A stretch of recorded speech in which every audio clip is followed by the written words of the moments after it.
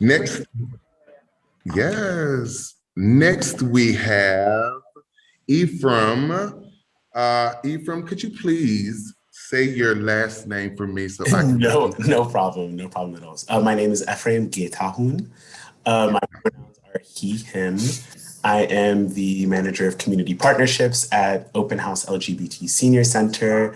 I was born in a very small town called Lancaster, Pennsylvania, a little Amish rural city, and now live in Oakland, California, right off of Lake Merritt. Luckily, lucky for me. But yeah, so I work as I said, as the manager of community partnerships at Open House, and major aspect of our work is our partnership with Unlock, with the Adult Day program that's opening up next door to our offices at 65 Laguna, and also bringing the PACE program, which they invented 50 years ago, the program of all-inclusive care for the elderly, to our senior population at Open House. Thank you, Efrain, and thank you to the panel. I appreciate you all being here and giving us your valuable time. We're going to have several questions, and how the questions are going to go, I'll give a question, and each panelist will have the opportunity to speak about this particular question.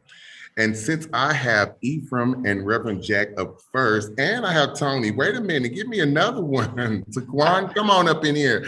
There we go, look at us. Now, I'm gonna start off this question, and of course, I'm gonna give it to Toni first, and then I will pass it to Reverend Jack, and from Reverend Jack, we'll go Efrain, and Tuquan, you will take it home. So that's how this first question and round will go for us. Toni, as well as the rest of the panel, what did showing up for yourself in a holistic state and the community look like when you were coming of age, and what does it look like now? That's a very good question. I start transition about 30 years ago. I was at Wake Forest from 81 to 85.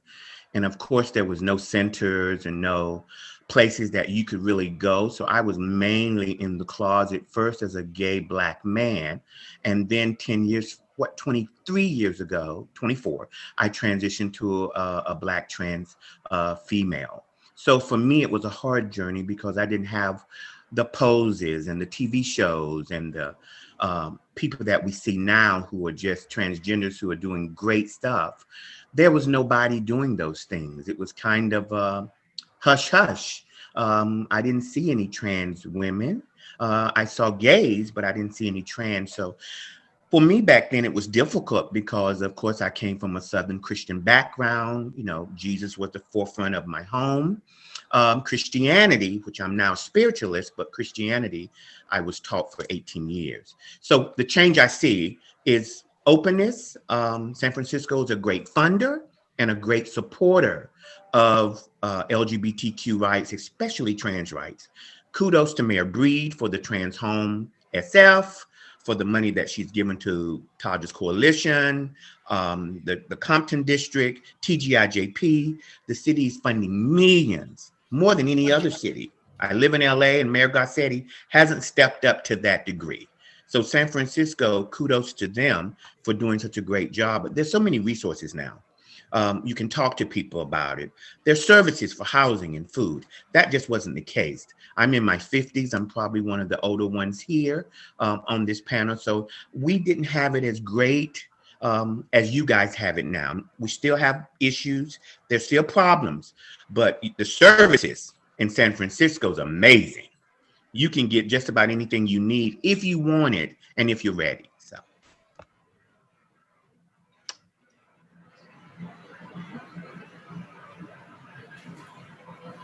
All right, thank you very much, Toni. I appreciate that. Reverend Jack, you ready?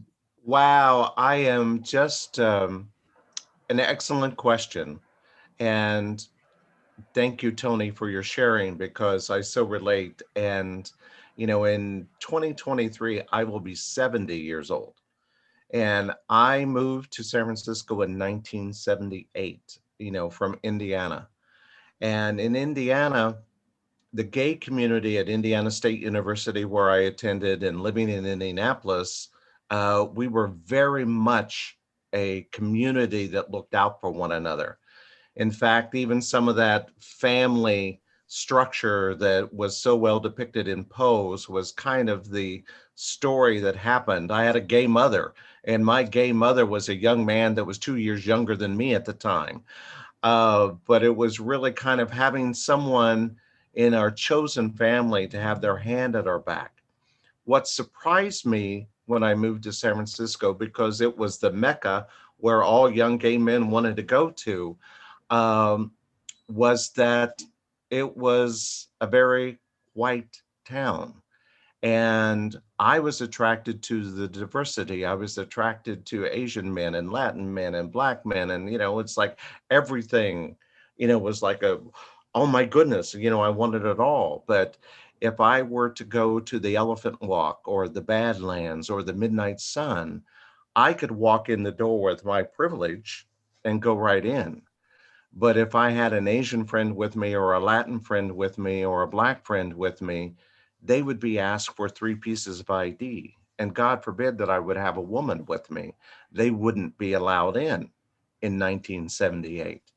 And I became aware of my call to advocacy because one of the things that I was aware of in that moment is that they were told, oh, if you were a Black young man, you will be more comfortable across the street at the Pendulum.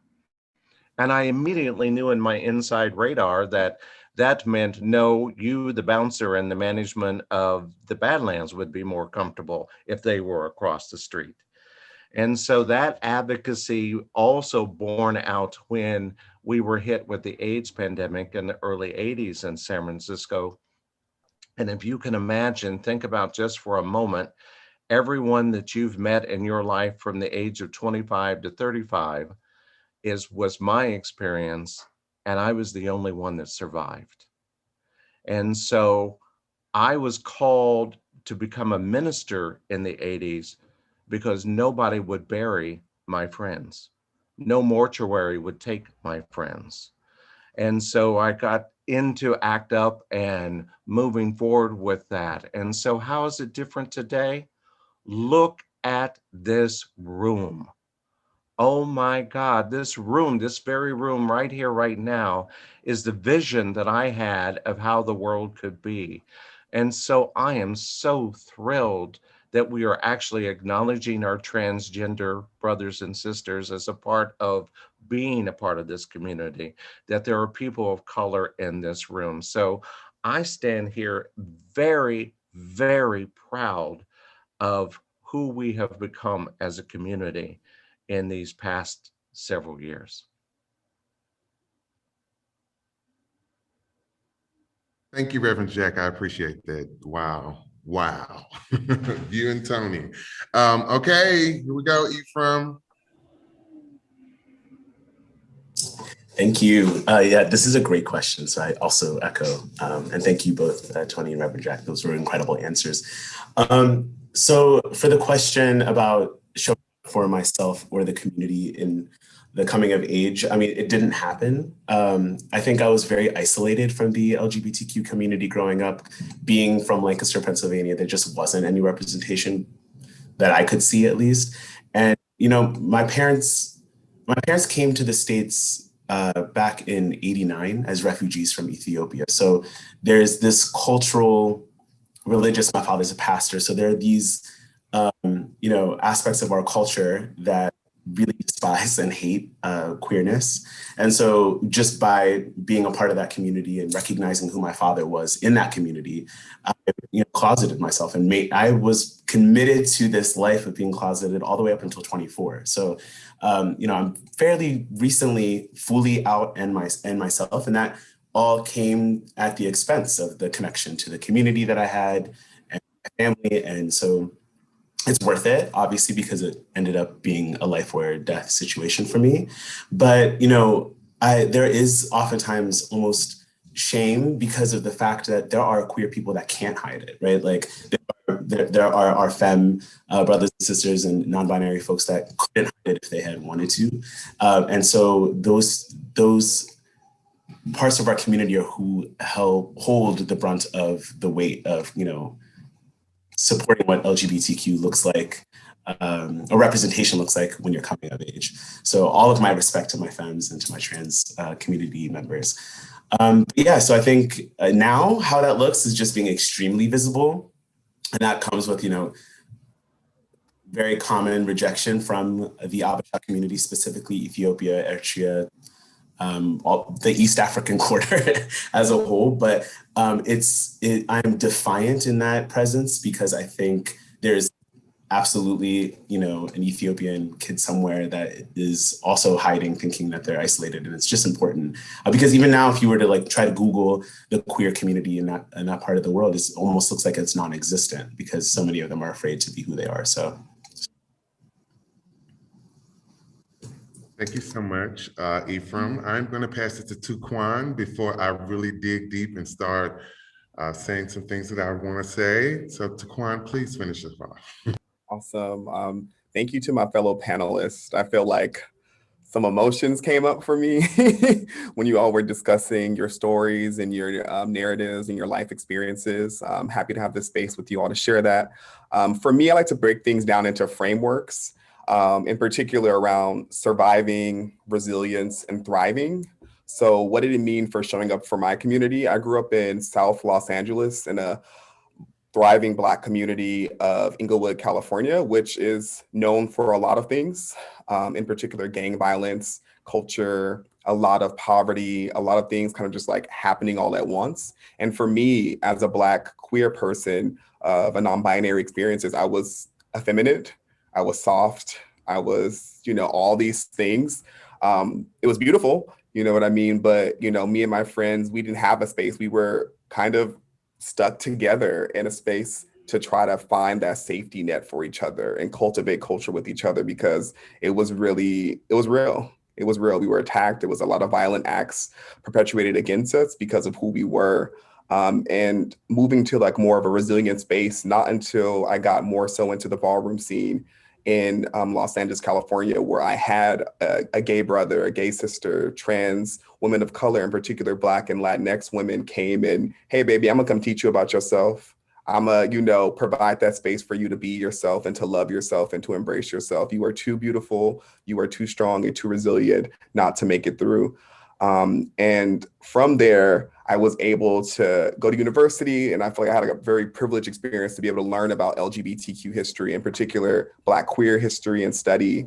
And then moving to San Francisco, which gave me more of a space to thrive because there were opportunities for me as a Black queer person to find a job. You know what I mean? And not just a job, gainful employment, not part-time employment, and being able to learn about the histories of my ancestors and find spaces like the Black Brothers Esteem Group, which I was 23 years old in a room full of elder queers and trans and non-binary folks who were in their late 60s and 70s and would talk about their histories and stories. So for me, I feel like what it looks like today is pretty much thriving. We're tired of being resilient. I'm tired of surviving. I'm tired of working hard. I want to thrive. I want to live my best life because that's what we deserve. Our ancestors fought too hard for us not to be living our best lives. Thank you all. Talk about it, honey. What in this moment is our best life?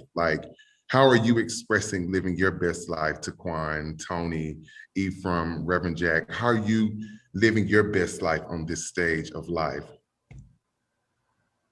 For me, I'm applying for jobs that are normally held by my white counterparts in the LGBT community, by being the ED of St. James, where there were 3 white women before me, by coming to Elliott, where there was a white male and a white female of 18 years before me. It's what I call living my best life. I consider myself just as qualified, just as able to perform the job of running a $5 million nonprofit.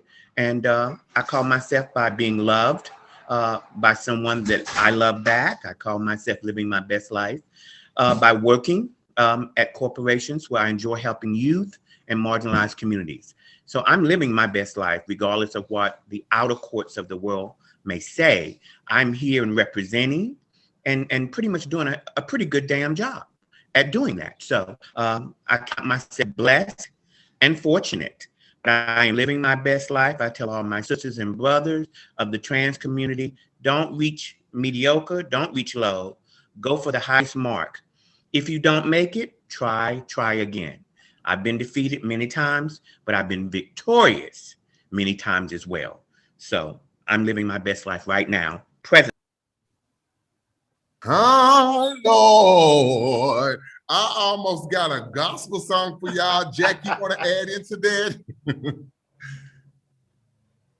Thank you, Toni. Thank you, Toni. And I'm living my best life right now because suddenly the totality of my life makes sense.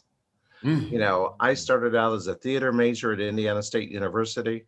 I worked in the secular world as an HR executive.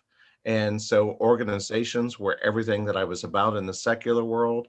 And the theological world, I studied, and I loved being the minister who stirred shit up in a most religious way.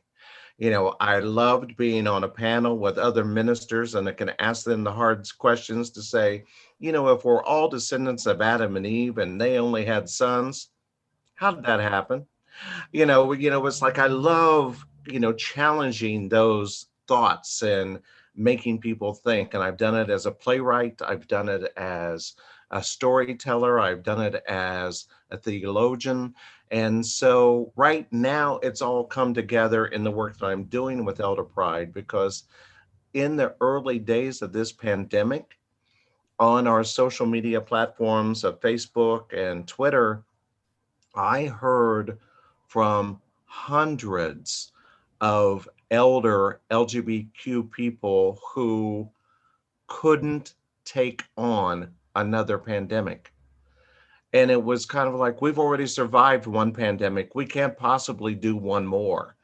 And I thought, oh, that's not how I live my life. I live life with the attitude, I cannot wait to see what's around the next curve or just down the street. And so how do I teach that to others? How do I teach them to embrace this age and to move forward with grace and ease? And so I'm living my best life from what I learned from a teacher early on in my life. And that is, you must teach what it is that you need to learn. So in order for me to live my best life, I got to teach others how to do it so I can get the rewards back from that. Thank My you. sun is shining today, and I feel warm all over. Come on, Efrain, Tuquan, tell me how you living your best life. I would say it's through a life of radical self-love and gratitude. I mean, obviously experiences are really important, but it doesn't escape me that for my parents to be refugees and have come to this country, there's a lot of suffering and a lot of trauma that is experienced. And no matter how hard that might have made it for me, I'm very lucky to be in the States, where if I were back home in Ethiopia, this life would be very difficult for me. So it's lending this beautiful forgiveness that wasn't lent to me back towards where I came from. And being able to like look up from the ground and kind of be able to survey the land that I'm getting to kind of, by land I mean my life, just kind of being able to have that breath and be able to work on trauma and have connections, that radical love with other people. It's just something that my parents were not able to experience, or those before them. So it's through gratitude and forgiveness, I think.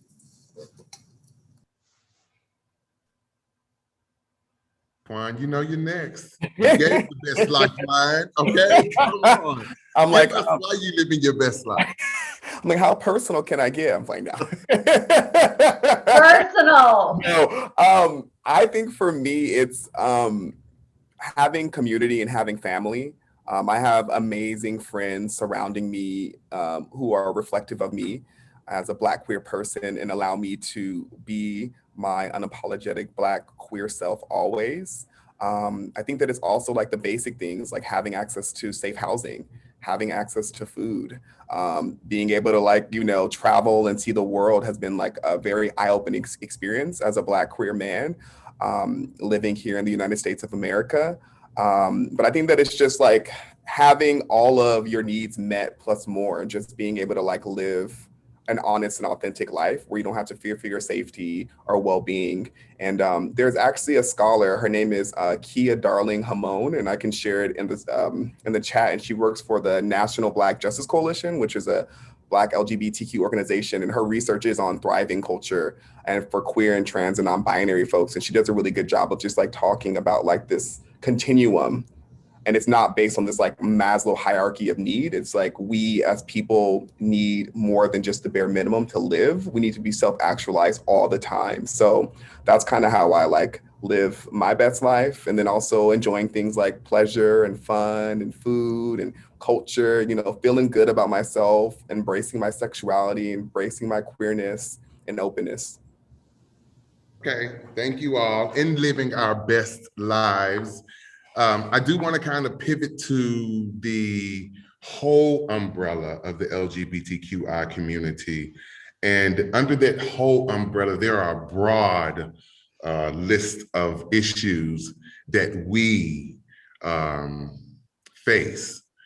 To you, what is the most pressing issue that we are facing as an LGBTQI community? To you, what do you think that pressing issue is? I'll start with Reverend Jack. He's unmuted, so I'm going to start. The thing that immediately comes to my mind is for us all to remember how fragile it all is. Marriage equality, everything that we are experiencing right now, we don't have to listen much to the news to know that there are folks that are trying to take it all away. And, you know, one of the things that I believe in my heart of hearts is we would not have gotten to this day had it not been through activism. And activism is the one that is the voice in the crowd that says, hell no, you won't do that to me. Now, as I become more fully individualized and actualized in my own life, I feel stronger standing in the activism and knowing exactly what is mine to do in any particular situation. But I don't want us to ever forget how fragile it all is, and to pay attention, to write letters, to insist, to absolutely insist on supporting our brothers and sisters and lifting up the transgender community and lifting up people of color, because if everyone doesn't make it, none of us will make it through this. And so we've already heard from our journeys today how similar our stories can be, but we've got to continue to tell those stories so that we know what is ours to do in a time like this, because there's some folks that would love to snatch this all away tomorrow. Thank you so much, Reverend Jack. I'm going to pass it to Efrain. Efrain, tell me, what do you feel like is the most pressing issues in our community today? Yeah, sure. I couldn't think of just one. And I know that this is naturally just going to go into a political direction because everything is political, right? But I think the misalignment of the L, the G, the B, and the T, the Q, and the entire acronym, I think what I hear most, kind of piggyback on Reverend Jack, is the complacency that is imminent when certain demographics feel comfortable and their needs are kind of taken care of. The life expectancy of a Black trans woman being 35 years old is just it's just unacceptable. It just, the suicides being 5 times more likely in LGBTQ youth, that's just like, these are mind-blowing statistics to me. And so I think when we worry about our needs being met as a community, I want us to also kind of paying attention to who kept getting sidelined for so long, because maybe it's just time that be addressed now, and then we can worry about whatever little other things the rest of the community kind of needs. Because similar to Reverend Jack's point, if we don't cast a wide and a deep net to bring everyone up, it's just we're going to continue in the same cycle that will never end of constantly having to fight for our rights. So. Thank you, Efrain. I'm going to go to Tuquan because I know Toni is going to take us home. So I'm going to go to Tuquan. Yeah, I'm just going to piggyback what Reverend Jack said and Ephraim said. I think that it's all about intersectionality. In particular, I think that, there needs to be a more nuanced conversation when we're addressing things like violence. In particular, I think this year alone, 29 trans women of color, in particular Black and Brown, have been murdered. And those are just like what has been reported to the Human Rights Campaign. This whole talk around intersectionality and diversity, people like Ken Jones and Sylvia Rivera and Marsha P. Johnson, and even people like Lisa Williams, who works for Solar Pride, have been working on these diversity initiatives in particular. So I think that violence and homelessness, youth homelessness, is a huge thing here in the Bay Area and California and throughout the country. The adverse attacks on trans children and babies and youth here in the country is like a particular huge issue. So I think that these issues has been something that we've all known about, and it's been carried through the generations. But I think that people are finally coming to a place where there's policy implementations, there's programs to address this work. But I think that it's been a lot of hard pushing and grounding to be able to do this. And in particular, I feel like me being able to do BIPOC LGBTQ work through the Office of Racial Equity is a testament of where we are. And then also my wonderful panelist here too, all the work that you're doing in the community is a testament of all of the hard work from our ancestors. Thank you. Thank you, Tuquan. All right, Toni, I see you wrote down some stuff. Listen, the LGBTQ, the T lives 80% in poverty today. 80% of trans folks are living in poverty and have no economic survival, meaning they're under the poverty level. So here we are in the great city of San Francisco and across the country. The L and the G, they own homes, they're thriving, but I know only 4 Black trans women out of maybe 50 who own their own place to live. Ownership is the key. I know quite a few trans women in San Francisco who make decent money, but when you look across the country at Black and Brown trans women, they are not doing well. And this is 2021. So what are we doing? I always tell the LGBTQ that you have to stand behind your transgender partners. Because out of that group, I believe we face the most violence, we face the most homelessness, we have the lowest paycheck, we're living in poverty and barely making it in 2021. That's just a fact, backed up by the WIM Institute demographics. So where I'm blessed, where I'm living my best life, I try to give back to this community who are not living their best life, who are suffering. So that's just where we are today. So I'm asking each one of you, the question is, what are you doing to support trans brothers and sisters? Are you doing all you can to uplift them out of poverty and housing and to be more stable economically? Are they getting the jobs that they can do? You don't need a degree to be a receptionist. You don't need a degree to help people do HIV testing. There are a lot of things without a degree. I'm not saying they can be president of corporations, but they can get jobs to sustain themselves. So my question to each one of you guys listening, to ask yourself, what are you doing to intersect that area of poverty and homelessness that my brothers and sisters, especially of color, are suffering today and continue to suffer right on the streets of San Francisco? Awesome sauce, Toni. I appreciate that. Okay, I really want to go back over what everyone else said, but I'm not going to do it in case of time. I do want to shift and ask this question. When it comes to interacting with older or younger adults, what enjoyment or challenges do you encounter, Toni? Now, you gave I love what you said about trans and fighting, but when we are trying to interact, being a more seasoned person, how do we have that conversation with the younger people? What are the challenges or even the enjoyment of it? And then I'll pass it around to you all. I just don't want the youth to forget what others have done 20 years ago. Stonewall, because there's been a fight of activism just to get here.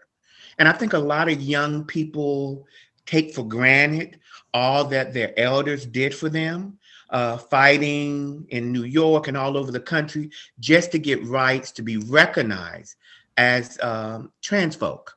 So there's been some young people seem a little cavalier to me sometimes when I'm talking to them about all the things that's available, and I should get a better house. And I'm like, this is a nice place. Oh, I want a bigger place. I want this and that. And I'm like, honey, you should be grateful for this nice little studio that the city of San Francisco is paying for you, and this gift card giving you some food, and you're going to City College for free and getting an education and a trade. Don't forget others fought for this for you. So sometimes I just have to remind young folk, even before me, there has been people fighting in the 60s and 70s and 80s. Then we took it up in the 90s and 2000. And now here we are with the poses and the fabulousness of TV and all the beauty. But there has been a fight 30 years prior for us to get here. So don't forget your ancestors and where we come from. And let's be grateful when someone is trying to help us. Let's be thoughtful.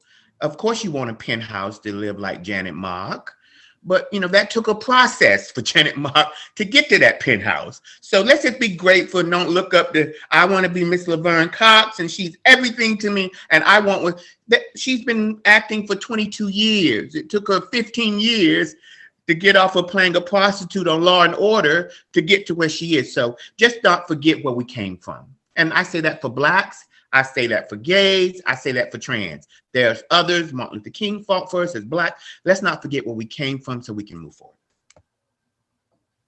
You're going to make me do an old Baptist shout in here. Come on, Reverend Jack. You preach it. And Tuquan is going to sing and Ephraim is going to give the benediction.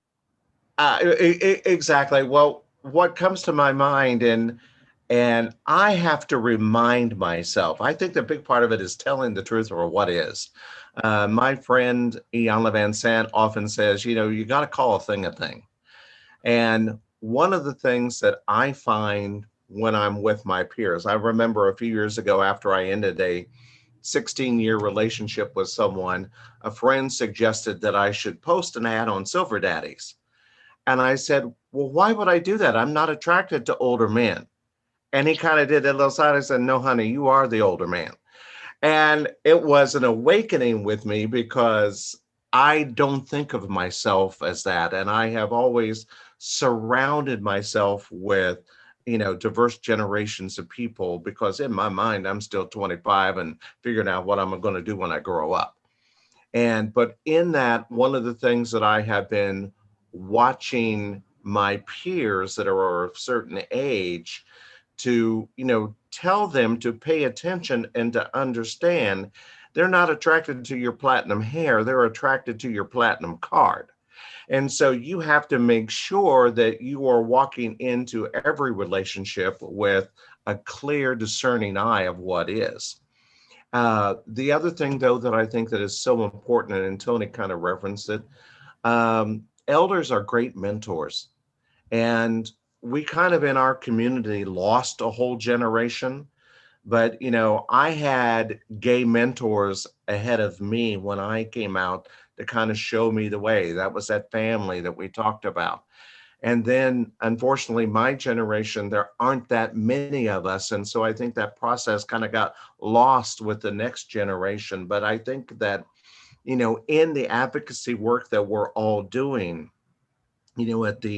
at the center in San Francisco, or some of the work that we're doing, if we set up some intentional mentoring and protege programs, I think that would really serve our community tremendously well. And so, I'm all about creating great legacy. When your time is up, what do you want to be known for? I want people to go, well done. And so if I want people to go, well done, I've got to set some standards and some processes in place where that legacy work can be done. And I think mentoring our youth is a wonderful way to do it. But the key thing about mentoring and speaking with youth is listening. We all know how we responded when somebody told us how it should be. We can be far more effective as mentors by asking the questions. Well, tell me what you think. Tell me what you think. I might have an idea to help you get through, but tell me what you think, and to listen. So that'd be my answer. I love it. Thank you, Reverend Jack. Go ahead, Tuquan. It's your A-B selection. No worries. I think mine is pretty short. I love my elders and ancestors. They're the ones who got me jobs. They're the ones who helped me navigate San Francisco as a Black queer person who came here homeless, living in a shelter by myself. In particular, Brett Andrews gave me my first nonprofit job here in San Francisco. A Black gay man running a nonprofit organization in San Francisco put me into a position to be impactful, to be effective, and now look at where I'm going now. Black, queer, and trans women are the ones who supported me with my just professional development. I think that their process of telling me their stories and their situations, how they navigated things, were really helpful. Some challenges, I think, in particular, is around language. I remember when I first came to San Francisco and I was like, yes, I'm queer, wooty wooty woo. And then talking to some elders, and they're like, that word is, that's not a good word. Like, what I mean? Like, that's not something that we celebrate. That's actually something that was really offensive to us back in the days. And we're like, we're reclaiming it, and having all this like rambunctious energy. But yeah, I think language, politics shifts. Everybody's using like non-binary became like a popular terminology to describe queer folks. And I think that like what will be helpful, and I think that when I look at my experience was going to like support groups like BBE with that cross learning and collaboration from learning with my elders and also peers to be able to process and download and learn about people's histories and stories. Because I feel like for me, I'm always like, how can I make it and survive and thrive in life without having to learn so many lessons? Because I've learned a lot of lessons. I'm very hard-headed. I'm a Pisces, very emotional. I'm a lot, but I think for me, like having those mentors here in San Francisco is the reason why I'm successful. I wouldn't have made it here if it wasn't for them, to be honest. Thank you, Tuquan. Efrain? Thank you. Oh, these answers are so good. I agree. I think the lack of mentorship is a massive loss to the community. But to Ms. Toni's point, I think it's a little bit more insidious than that. I think the youth and the younger folks, we really need to reflect on how invisible we make certain community members feel. And it's really shocking to me because assuming we all live a successful life, I will be an old person too one day. And I want to live in a world where I'm seen and witnessed and honored and loved and cherished. And so when we are, this making of older folks invisible in this community is going to come back. And I really hope that sting when we become older people, I hope that sting isn't the where we learn this. I hope we get ahead of this and bring in our older community and really foster those relationships, because it's going to come for us. Even just from a selfish place, like you are going to become an older person if you're a young person in this room. So just for yourself, let's do that, let alone the sacrifices. Because when someone like an icon like Miss Toni is saying that people are cavalier, I just like, that blows my mind, because the respect is just out of this world. My gratitude for the work that was put in, for the comforts that we get to experience today, is just that was at the cost of people's lives. And those were people with wants and needs and desires and aspirations just like we do, right? So it's not even some distant, it's not some distant memory. These are people that would have been alive today, that are alive today. So it's just, I guess that's all I have to say. Sorry, I went down a little bit of a rabbit hole, but I'm very lucky because I work at Open House, where I just have access to so many wonderful seniors who, I just get to experience that in my everyday. And I realize that is not how it is out in our social bubbles. And maybe we can start to examine why is it that these settings don't allow for certain people to come in and congregate. And like maybe everything doesn't have to be about going out. Maybe we can foster spaces that aren't centered around alcohol and going clubbing and things like that, and have that relationship fostered with our older communities. So just a thought. I appreciate all those answers. The one that kind of sticks out to me with this whole talk is the intentional mentorship. How do we create that space? And last question, because we want to save about 5 minutes for questions. We've got about 5 or 6 of them in the chat. How can we continue these types of conversations outside of spaces like this? And Reverend Jack, you said intentional mentorship.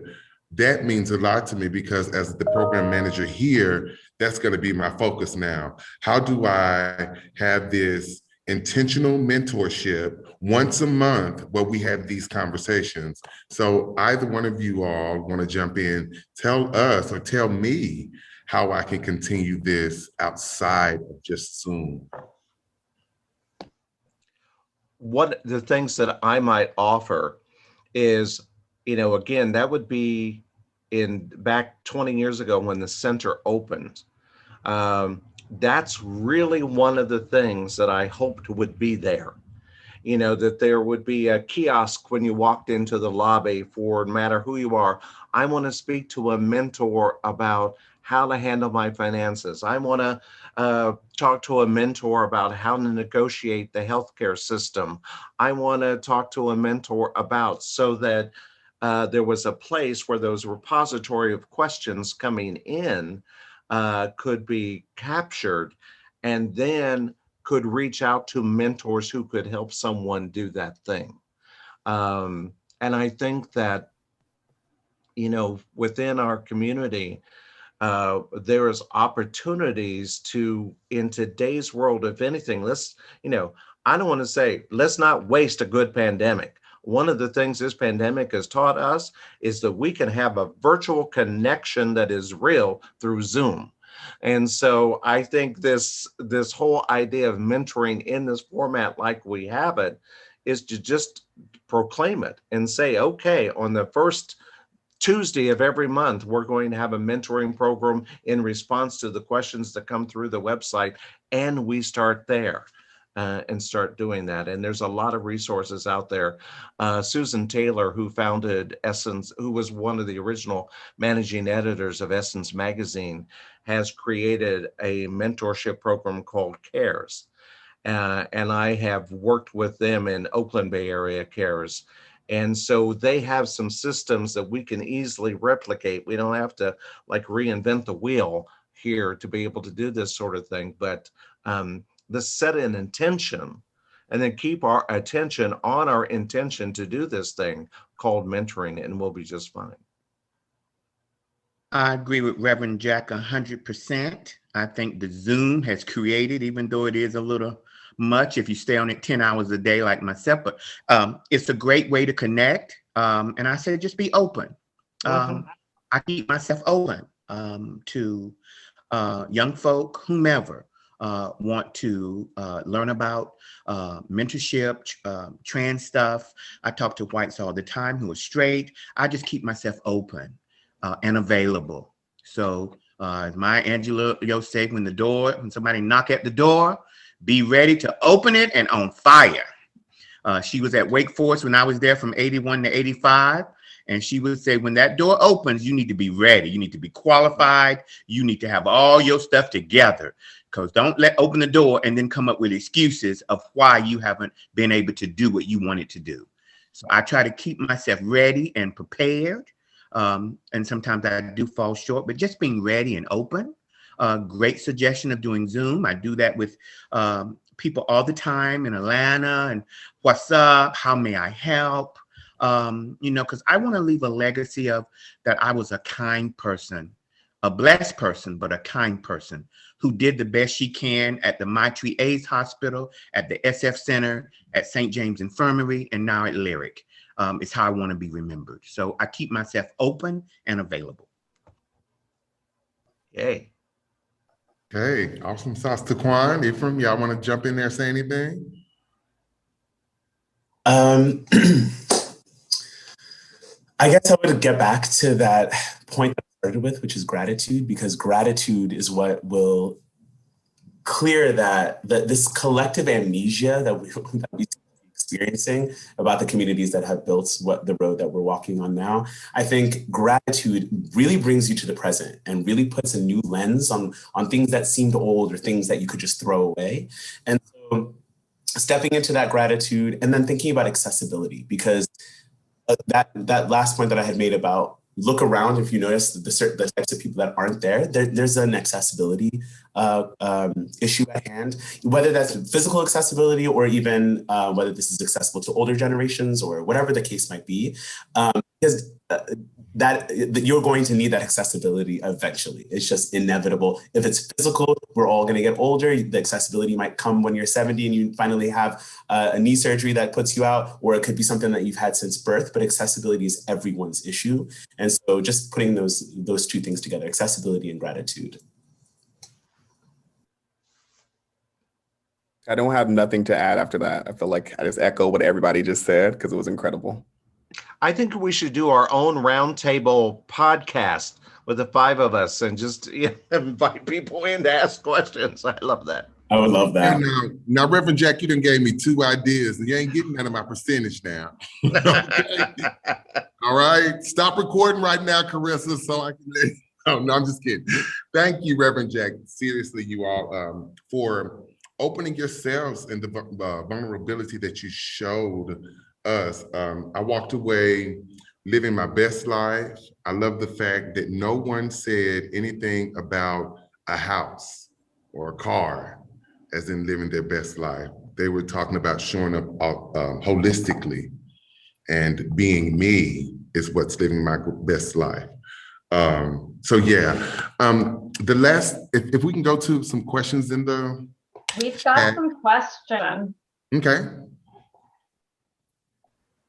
Hi, in more conservative communities where LGBTQ community members don't really feel like they can be themselves and remain closeted, like the Pennsylvanian community that Efrain mentioned, how can individuals make an impact to support the LGBTQ community? I'm from the rural area of North Carolina, redneck capital of the world. The pigs and hogs are right down the street. So what I tell people in North Carolina, try to find a local LGBT chapter at a local university, in a major city, but try to connect with someone in your state. And you can go to centerlink.org to find a center, LGBT center in any state you need. There's one in every state of the country. You just got to find it. There's 7, I think, in North Carolina, LGBT organizations. Just got to find the one closest to you and unite. That's what I tell my brothers and sisters in North Carolina back on the farmland who don't want to leave and go to the city. They enjoy their life, but they live in a very rural area. I said, just try to connect if you can with a local LGBT chapter in Raleigh. That's a 3-hour drive, but it'll be worth going down there to an event and get some love and be heard and be seen. So that's what I say. I agree 100%. I think accessing the people on the ground that are actually working with the communities there. I also wonder if people like myself didn't leave and remained visible and present, what that could do for the community. It's a hard ask. I mean, it's a very hard ask. I couldn't even imagine returning to Lancaster, Pennsylvania, but I do wonder what that could do, because at the end of the day, bigotry, it loves, it will grow in spaces where people aren't visible. And it's very hard for me to be a bigot towards someone that I have an authentic, genuine connection with, right? So like if I'm building authentic relationships with people and if I remained in that community, I could very well do a lot of good. I just don't know at what cost. And maybe that's something my life journey will lead me somewhere that makes sense. But I always wonder what would happen if people like myself didn't leave the small rural towns that they're from. And maybe even if they gained community elsewhere, returned, like the prodigal story in scripture or something. I don't know. Right. Well, one of the things that I would offer, and I want to jump right in on that, I have become re-engaged with my hometown community of Winchester, Indiana, through my high school alumni association, quite frankly, because it has grown to have a vibrant Facebook, social media presence. And so I tell my stories to them, and I want them to understand that, you know, this young guy that they knew in Winchester in the plays and the musicals in high school did make it as a gay man. And where those stories come back is they reach out to me when their son says or their daughter says that they're a part of the LGBTQ plus community. And so they kind of know. So I think we don't have to go there to re-engage with that, I guess is what I'm saying. So there might be opportunities to put yourself out there just to say, hey, remember me. All right, we have come to the close of this beautiful program. I know that we have more questions, and I would love for us to continue to go on with the questions. However, I value everyone's time. Before we leave, I definitely want to give special thanks to Tuquan, who has left. Thank you, Tuquan. Thank you, Efrain. Thank you, Toni. Thank you, Reverend Jack. You all's voice was what I needed today. I don't know about anyone else. I also want to thank Community Living Campaign, San Francisco Village, Open House, VideOut, and the place where I work, SF LGBT Center. Yeah. Anyway, thank you all for showing up. We appreciate everything that you've done. You all are amazing. I can't wait to work with Efrain, Toni, Reverend Jack, and Tuquan. And I can't wait to see you again, Sammy. Hey, Sammy.